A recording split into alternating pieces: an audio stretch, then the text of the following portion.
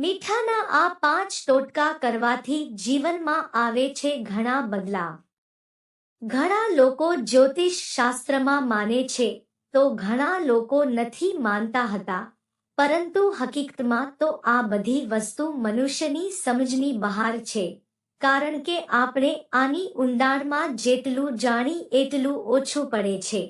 આજે આપણે જ્યોતિષશાસ્ત્ર વિશે થોડી વાતો કરવાના છીએ.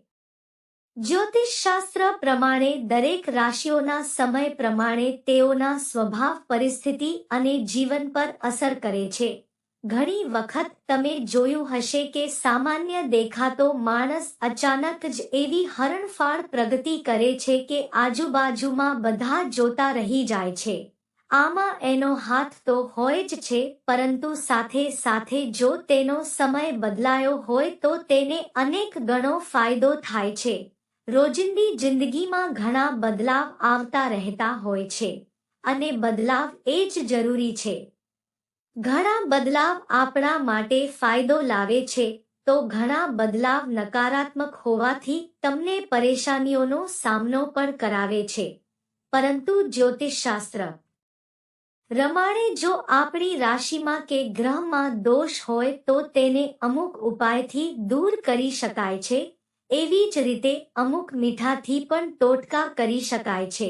આજે આપણે એના વિશે વાત કરવાના છીએ.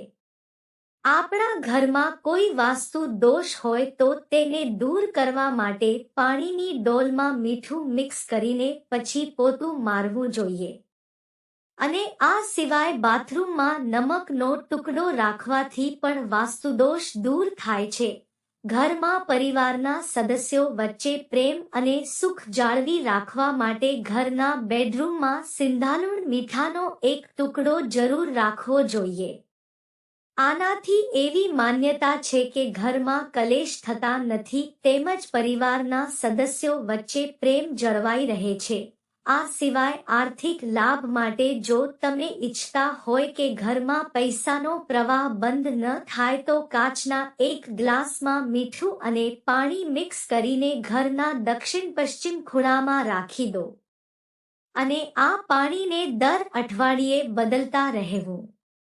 જો ઘર પર કોઈ પરિવારનું સદસ્ય ગંભીર બીમારીથી પીડાતું હોય તો આ સમસ્યાને દૂર કરવા માટે મીઠાનો આ ઉપાય ખૂબ જ કામ લાગે છે.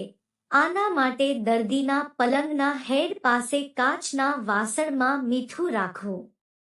ધીરે ધીરે આનાથી એની તબિયતમાં સુધારો આવવા લાગે છે. આ સિવાય જો તમારી ઉપર શનિદેવની સાડાસાતીનો પ્રકોપ ચાલી રહ્યો હોય તો ક્યારેય પણ ભોજનમાં ઉપરથી મીઠું ખાવું જોઈએ નહીં. અને શનિદેવના પ્રકોપથી બચવા માટે સિંધાલુણ મીઠાનું દાન કરવું જોઈએ. આ બધા કરવાથી જીવનમાં ઘણા ફાયદા મળી શકે છે.